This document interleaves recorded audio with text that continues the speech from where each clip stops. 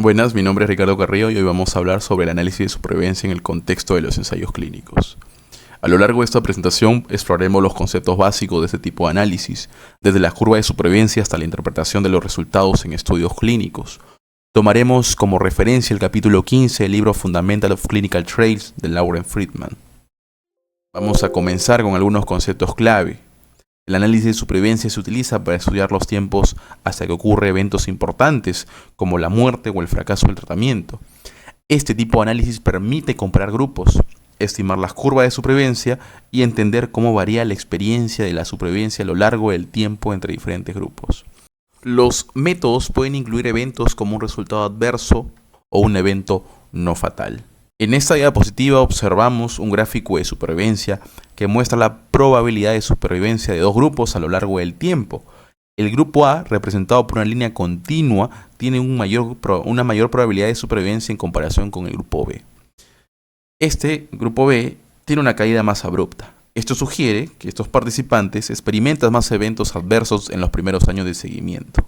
Por otro lado, para calcular una curva de supervivencia podemos utilizar varios métodos. La curva en sí es una representación gráfica del tiempo hasta que ocurre un evento en un grupo. Otros enfoques incluyen tablas de vida que proporcionan una visión tabular y métodos paramétricos que asumen una distribución específica como la exponencial. Pero también tenemos métodos no paramétricos como la de Kaplan-Meier, que no dependen de supuestos para la distribución de los datos. Por otro lado, existen definiciones que deben de conocer, como por ejemplo, el tiempo de seguimiento se refiere al periodo durante el cual observamos a los participantes en un ensayo. Un evento puede ser la muerte o cualquier otro tipo de resultado relevante. En ocasiones, los participantes no experimentan el evento y esto se denomina censura, que puede deberse a la pérdida de seguimiento o a la finalización del estudio. Aquí tenemos algunos ejemplos. Los participantes 2 y 4, como pueden ver en el gráfico, experimentaron eventos marcados por asterísticos, mientras que los participantes 1 y 3 no experimentaron dichos eventos, por lo cual fueron censurados. Esto es un ejemplo típico de cómo manejamos los datos de eventos en estudios de supervivencia. En este gráfico más detallado, podemos ver la evolución de la supervivencia a lo largo del tiempo para varios participantes. Algunos experimentaron eventos, otros fueron censurados, y algunos no completaron el tiempo de seguimiento debido a la finalización del ensayo. Esto nos permite visualizar cómo se comporta la población estudiada en términos de supervivencia. Existen diferentes métodos para estimar la supervivencia. El modelo exponencial, que asume una tasa constante de eventos a lo largo del tiempo, es útil en estudios donde los riesgos no varían. Sin embargo, el método de Kaplan-Meier, que no hace supuestos sobre la distribución de los datos, es el más utilizado en ensayos clínicos. Otra alternativa es el método de Cutler-Eder, aunque es menos común. El método de Kaplan-Meier se basa en 3 pasos fundamentales. Primero, dividimos el seguimiento en intervalos. Luego, calculamos la probabilidad de supervivencia en cada intervalo, basada en el número de participantes que sobreviven. Y finalmente, acumulamos esas probabilidades para obtener la curva de supervivencia global.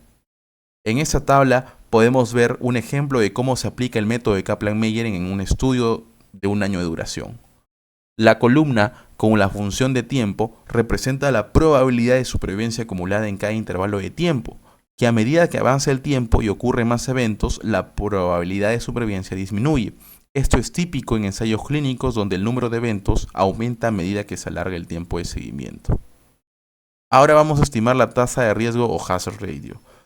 Esta es una métrica clave en estudio de supervivencia. Utilizamos la fórmula que ven en pantalla, donde la tasa de riesgo se estima utilizando el logaritmo natural de 0.5 y el tiempo medio de supervivencia. Este modelo también asume una distribución exponencial de los eventos. A partir de esta fórmula, también podemos estimar la supervivencia de la función, que disminuye exponencialmente a medida que pasa el tiempo.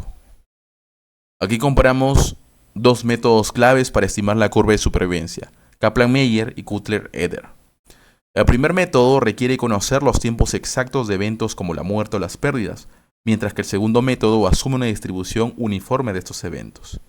Además, el Kaplan-Meier aplica para estudios donde se conoce el orden exacto de los eventos, mientras que el otro método se aplica cuando no se tiene esa información tan detallada.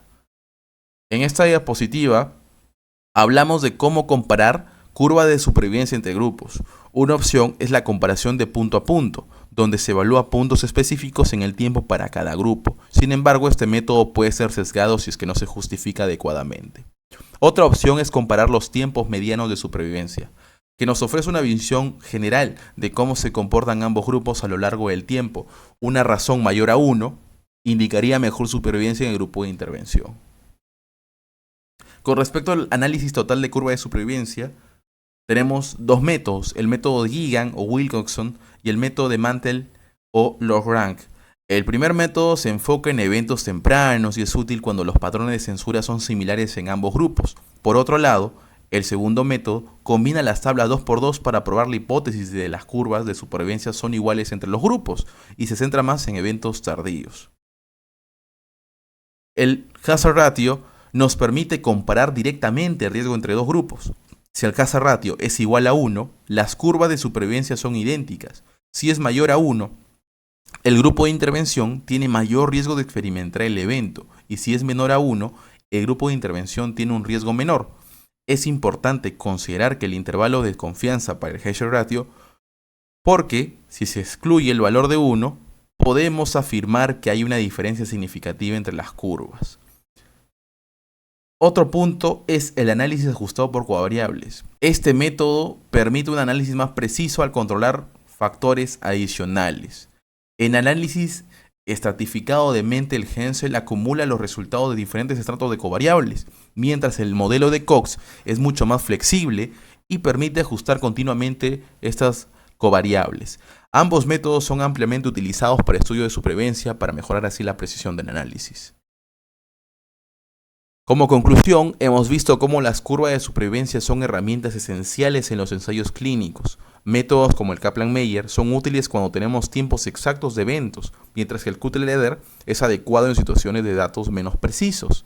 También discutimos cómo comparar curvas entre grupos utilizando diferentes enfoques, como el método de Gigan o el test de Log-Rank. Y finalmente, vimos cómo el hazard ratio y los modelos ajustados por covariables como el Cox pueden mejorar significativamente la interpretación de los resultados. Gracias.